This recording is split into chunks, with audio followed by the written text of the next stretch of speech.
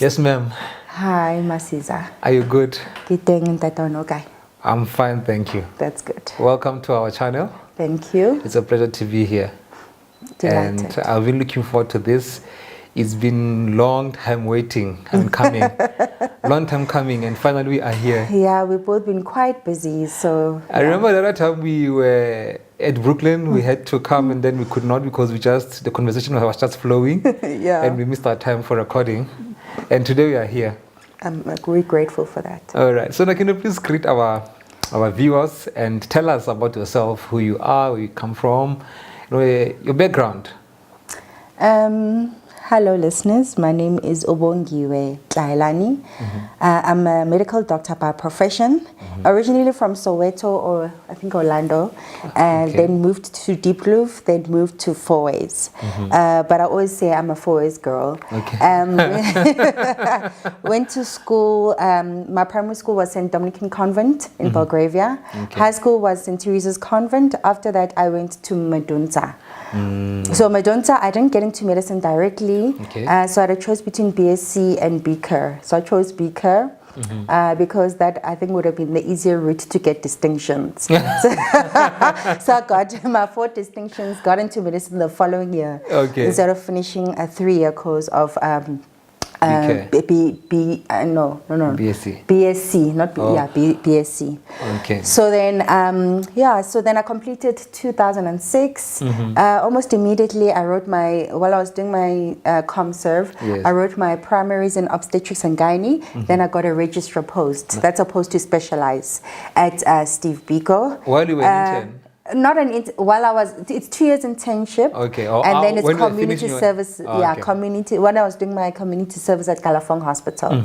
And then I did about 2 years, left, came back, did about a year, and then I decided it's not for me.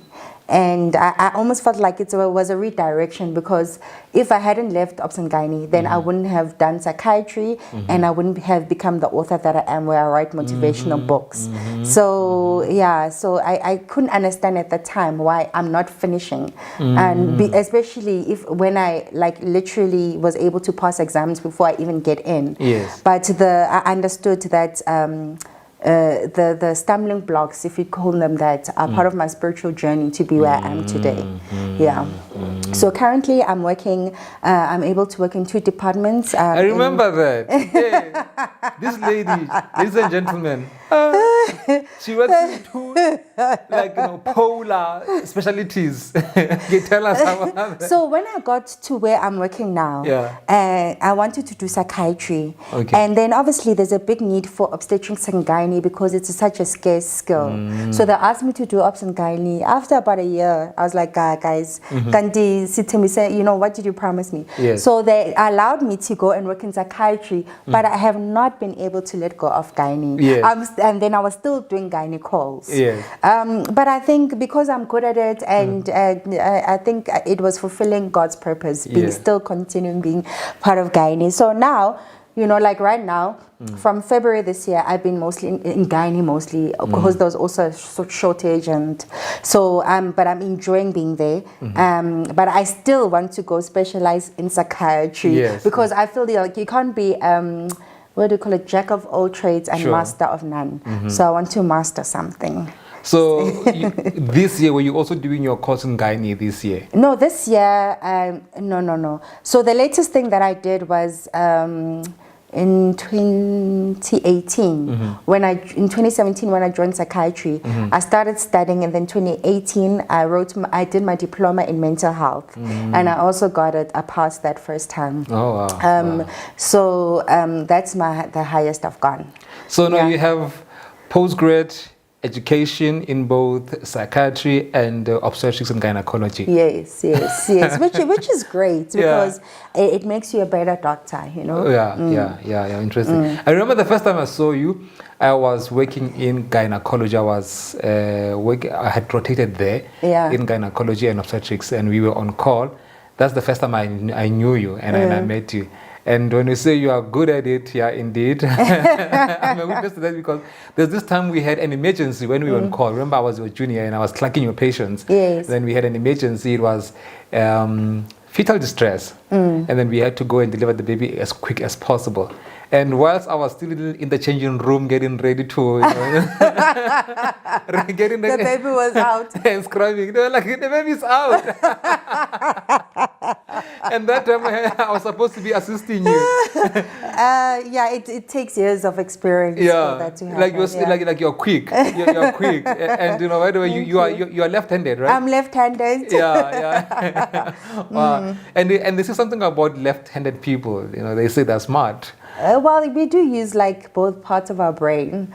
So, I mean, the fact that I can have the creative side as well, to be able to be an author, I believe that. I believe we have untapped areas. Plenty of them.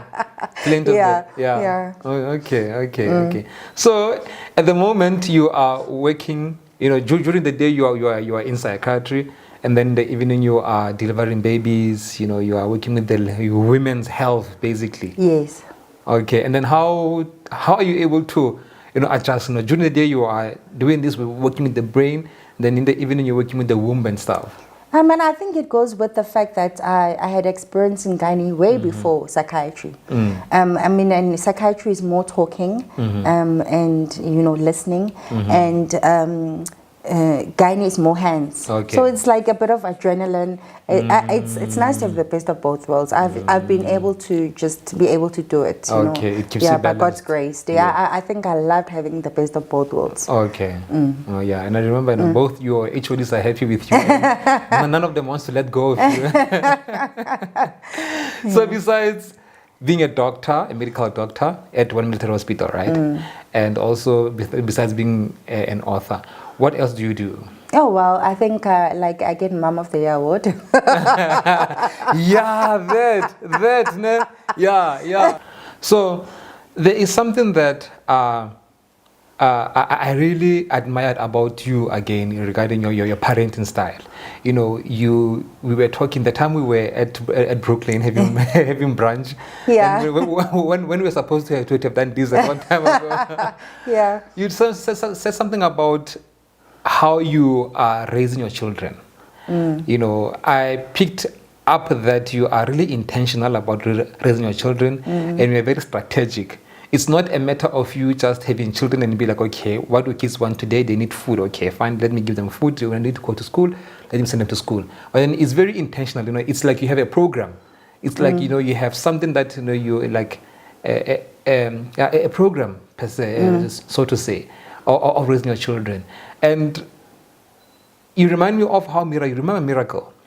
Yes, your friend. Miracle. In the book, his father says that he wanted him to go to a certain school based on the qualities which he was manifesting. Yes. He wanted him to go to a school which will groom his qualities to be the person that he sees that Miracle is meant to be. Is it also the same thing also with your kids, that the way you are so intentional? Yeah. Is it something which you realize that, okay, my children, I'm seeing them as this kind of people, so now for them to get there based on who and what they are, and then I need to do this for them to get there. Is it a similar story, or is it a different story that you can maybe share with us? Well, I mean, I think I was raised very differently because I went to boarding school from grade 1. So as much as and that's why I could accept my son going to boarding school in high school, because my mom was sick. She had arthritis and she had heart failure. At the time, she couldn't drive or get out of bed. So she did that for that reason. But it taught me a lot of independence. But I wouldn't have allowed my kids to go to boarding school at that young age because I felt like I should be the one who instills the values in them before they're exposed to other people. Okay. But in the same breath, I understand why my mom did it, because she passed away when I was 10. So she knew that I would need to be in like part of a family setting where I feel at home, where I am independent already, where it's not overwhelming to be alone, if that's the word. Yeah. So I think she was present. Yeah. And so I just decided to be a present mom, you know.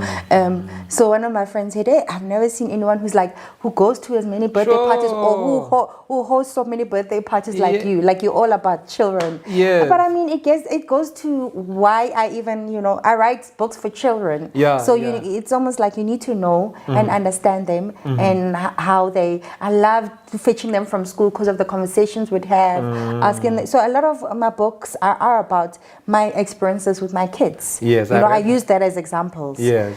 So it's been great. I mean, I think also their dad as well is very involved, very involved with them. And the fact that my daughter stays with me full time. He left when she was 3 months old, but she's still daddy's girl. Nice. And I love that. I love that she can call her dad anytime. Yes. And you know, dad this. But I love it. You know. I saw even the profile picture of your daughter's WhatsApp. Yes. He has, you know, he herself and the father. Yes. As a profile picture. Yes. That shows how close they are. Yeah. Yes, and I think even on Father's Day, I still celebrate him because I think one thing he did was even though we are divorced, he didn't divorce his children. Nice. And I really honor him for that because it's very easy. It's a thin line between love and hate, you know. And I think especially if you're divorced, that's when you should be there for your kids because it's difficult. Like they get, especially with boys, they can get identity problems or self-esteem problems. Yeah. And there's certain things moms can do that dads can't do, and dads can do that moms can't do. Definitely. You know? And I know that women usually end up being more the disciplinarians in the house, and the dads are more softer to girls. So you need that balance in a way, right? Yeah. Oh, no, interesting. Yeah. So from this, you strike me as somebody who wouldn't mind being a stay-home mom and even homeschool kids. I mean, her own kids if possible. Yeah, I think if I had the resources, yes. Given a chance, would you do that? I think so, but I think I would, but then what happens when they're no, I don't. I think they need to be exposed. I'm not a homeschooling type of person. I feel they should be exposed to as much as they can be exposed to. They should be doing sports and cultural activities, have friends. No, I wouldn't do homeschooling, but I being a stay-at-home mom. But how? Because for me, I'm like, most of maybe when they're younger, like when they still grow, like before they go to grade naught. But after that, they have their own lives. So I wouldn't want to do something. I mean, the fact that I'm a doctor, I wouldn't even want to retire early because it's such a useful skill to, you know, or profession to have. Okay.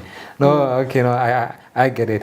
But you know, personally, I wouldn't mind being a stay-home dad. Nice. You wouldn't mind. I wouldn't mind. Actually, in fact, no, that's what I think I like that. Okay. Yeah, I think I like that.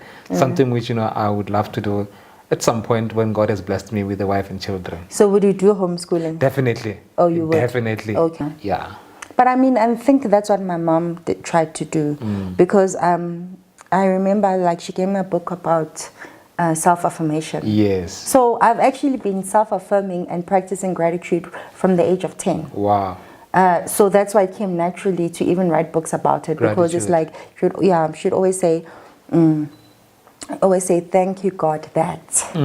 And every time, so it's like a form of prayer. It's a form of, you know, having a positive mindset. It's a lot of things all in one. Practicing gratitude. So the first 10 years or 7 years of it are very important because I think a lot of our adulthood we live from a very, I don't want to say unconscious level, but there's a lot of things that happen in childhood that you may have repressed, but you find you are acting a certain way because or you're triggered a certain way because of what happened. Your values, and your values as well are also instilled from a very young age. So we underestimate how critical it is to instill or to be present with our kids, because the thing is now when you're an adult, it's more difficult to change your ways, to change your personality, to change your habits, and self-help books focus on adults. But where did everything start? You started as a child. Those first 7 years. You know, I'm sitting here and I'm thinking, you know, most of my guest conversations, we tend to steer into the direction of parenting. And I don't understand why parenting fascinates me so much when I don't even have kids of my own. Yeah, well, it's such a broad topic, and it does affect a lot of things. Yeah, you know, but then, you know, I really, like, you know, I love parenting. I love parenthood. You know, something that, you know, I believe that, you know, God will give me the grace, you know, to become before I leave this earth. And I'm honestly looking forward to that. So I think this is me mentally, you know, subconsciously, you know, preparing myself, you know, for that. Yes, I think so. Yeah. Yeah, and it's not the first time you mentioned the homeschooling thing. Yes, because, you know, I'm really, you know, for that. Like, really, this is why right now I am really, you know, working so hard, trying to establish things so that when that time comes, I don't have to worry about, you know, resources, you know, having to leave the house and go work and stuff. Now, by that time, I want systems to be established so that things, you know, run themselves. Yeah, and you can basically work from home. Yeah, exactly. Awesome. Yeah. So, in what you do, all the things that you do, and I know you're also a speaker. You are invited in many, you know, gatherings, events. Recently, you were at one event in the Northwest. The most recent one. Were you never in Northwest? Northwest. No. Oh, the lady comes from Northwest. Yes. Oh. We were here in Pretoria. Oh, okay. Yeah, and it was Mrs. South African contestant, Motulo, and she had a Little Me branch. So we're speaking about mental health, parenting, which is usually a hot topic. Sure. And and raising children. So it was a great success. So you're also into the space of human development, human empowerment. Yes, community building, self discovery, self empowerment. Yeah. Oh, interesting. So in all the things that you do, how do you find purpose? How do you see your purpose feature? Which is that, you know, we know that, you know, purpose is okay. Maybe, you know your own understanding of the concept of purpose. You know, what would you say purpose is? You know, if, you know, you're going to explain to one of our viewers who are not clear on that concept, you know, what is purpose and how do I know when I have tapped into my purpose? Well, I mean, I think I wrote in one of my posts where it's like, purpose is doing what you love and loving what you do. And it's something that comes naturally. It's something that you're excited about. And it's something that you want to prioritize more than any other thing, you know? So, for example, when I talk about writing, I've always been writing. And that excitement started when I was 10 years old. So every time I would do like creative writing or I'd be excited about it. Even now as an adult, so when I was writing, I'd be excited, and I would write in a time, usually in the early hours of the morning, where it's the most quietest and peaceful time, and God anointed time, I feel. And so every time I speak, whether I get paid for it or not, enjoy talking about mental health. That's why I call myself a mental health ambassador. And I feel that even exposure to gynae has exposed me to not only the physical aspect of delivering a baby, but also the dynamics that women go through. Understanding even teenagers getting contraception, and how the family or culture can disturb that, and it increases the teenage pregnancy rate and all those things. So I think it helped me to sort of understand or get to know my target group. And that's why I also look into teenagers. How can we fix things before, or how can we instill certain values or fix things before we have problems that we have, like teenage pregnancy and drugs and all those things. So how do you see God in your work? How do you see the importance of God in your work? And also, how do you see the importance of your work in the kingdom of God, like vice versa? God in your work and your work in God. You know, I always say, you know, there's a person who was talking today about how a patient walked into a room and said, hey, you must pray before you come to work because they are there's bad forces in here. Okay. And in a sense, I mean, she's not incorrect. Okay. Yeah. So I feel that we are. There's a song I used to love when we were young called "Make Me Your Servant Humble." Make me your servant humble and meek. And you wrote about it. Lord, let me lift up those who are weak. Yes. And may the prayer of my heart always be, make me a servant today.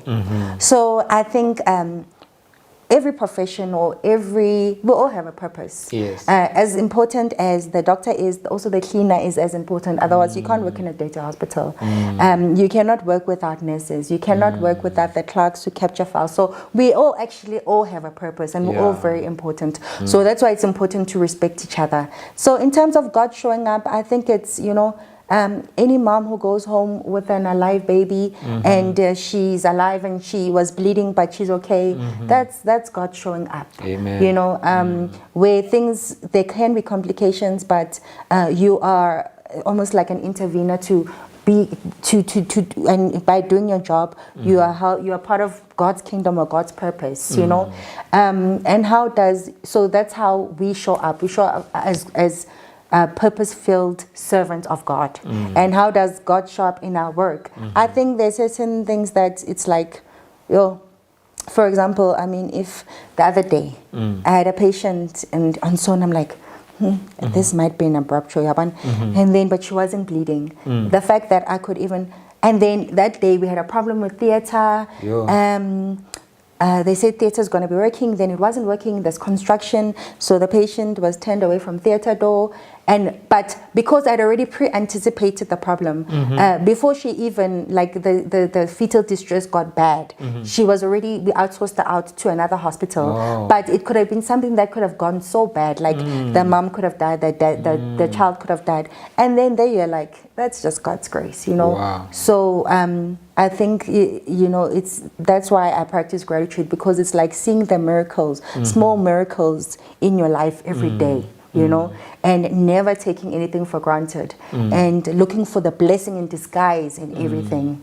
But I think, and so we show up and love what we're doing, and I think that's what's important. While we are talking about gratitude, and as we close, yes, what are you grateful for in life? Sure, everything. I think content that I don't have everything I want, but I have everything I need. Wow. And that family is not only your children and your husband, but people you work with, your friends, people you engage and interact with. So there's so much life, there's so much abundance. There's so much abundance, and abundance is not necessarily in money or wealth or riches. Abundance is a state of mind. Abundance is you being a blessing to someone else. There's this lady who I was advising that she must get a job. I gave her a number. She phoned the job. She got interview. She got the job. Wow. And she started working. And I'm like, that's impactful. That's abundance. That's success. So we all define success differently. But I think the more you practice gratitude, the more you see that you have everything you need. Not necessarily everything you want, but our life is full and rich. And yeah. Wow. Thank you so much, Bongi, for your time and for allowing us into your space here, and the viewers also, because we are together with the viewers. Thank you for listening. All right.